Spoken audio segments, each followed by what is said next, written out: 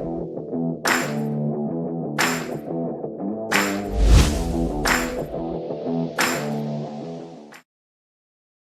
everyone, welcome to the 6th edition of India Power and Renewable Conference 2025, India's premium forum for power and renewable sector. And today we have Mr. Vinay Pabla with us, CEO Vibrant Energy. Welcome sir, it's an honor that you could be a part of this conference with us. Happy to be here. So sir, how has been your experience as of now? You were the speaker, I guess, inside? Yeah, I just came off the panel discussion. I still rate IPC as one of the more professionally organized conferences on the conference circuit on renewable energy in India and also on the main power sector. Right from the choice of selection of speakers and the way it's very professionally organized, it's a privilege and honor to be here. Well, thank you so much, sir. Same is with us also. So, my first question for you is, where do you see the merchant renewable markets going this year and in the near future?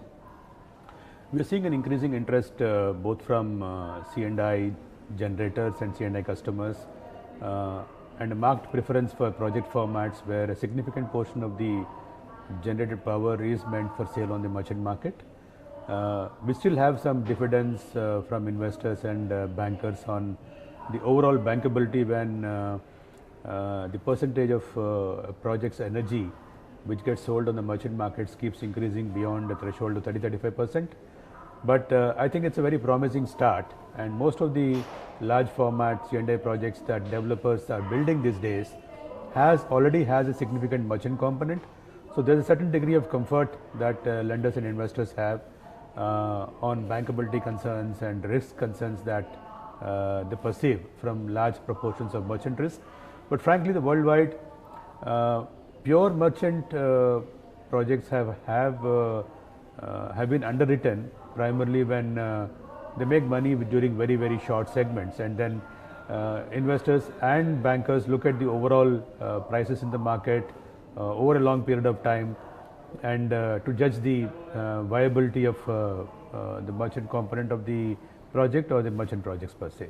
But it's a promising time to be there, and I think increasing power is going to come into the merchant segment, but it will be largely part of the more hybrid projects that we are building.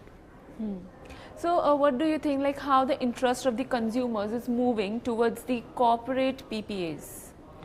Oh, there's a huge amount of interest today among corporates, especially after the green open access rules which got enacted 2 years back. Most of the state governments have adopted those rules with a large degree of alignment. There are a few cases where there's a gap between what the state governments are saying and what the central government is saying in the green open access rules. But I believe that for the C&I segment, green open access legislation is a transformative legislation. The very first clause says that any consumer above 100 kilowatts can opt for green open access. The first time I read that, I thought it was a printing mistake, and I thought it was a 1 megawatt mark, 1000 kilowatt. But that signals the clear intent of the government to make more corporates buy green power, make it easy for them to buy green power, and make it easy and affordable to buy green power.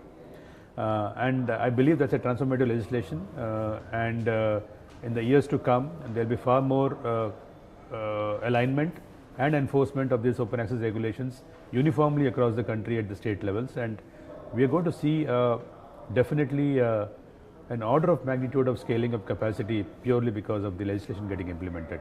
I'm very optimistic about that. Certainly, sir. Thank you so much for your perspective. So the next question for you is, any innovation in C&I business, be it rooftop, power, trading, storage, require very sophisticated approach for working with policymakers on how it's going to help the overall growth of power sector. So how can this be achieved? Yeah, you're talking about innovation in the solar space in terms of contract structures. We're already seeing, I can take one example, it's the virtual PPA segment in which we have done a considerable amount of work.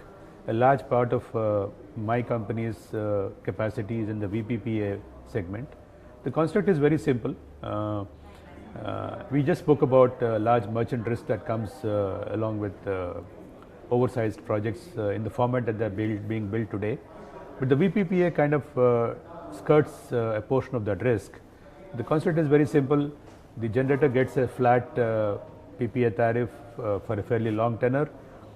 You sell it to an intermediary, who in turn sells the power on the exchange. And the big motivation for the intermediary is that he just keeps the energy attribute and uses that to offset the energy footprint that he has, the carbon footprint that he has elsewhere in the world, and the entire power gets sold on the Brown Power Exchange.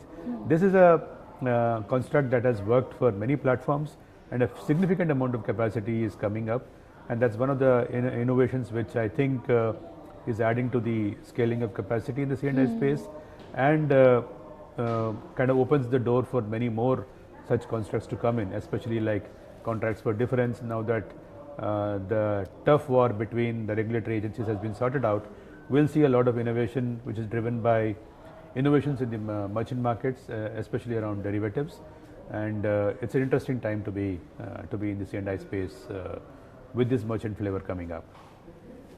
Well, thank you so much, sir, and I'm sure that India is becoming one of the pioneer in power sector as well. So, ladies and gentlemen, that was Mr. Vinay Pabla, CEO, Vibrant Energy. Thank you so much, sir, for joining us. All the best. Thanks again to Elacor for having me. Thank you so much. Pleasure to be here. Thank you.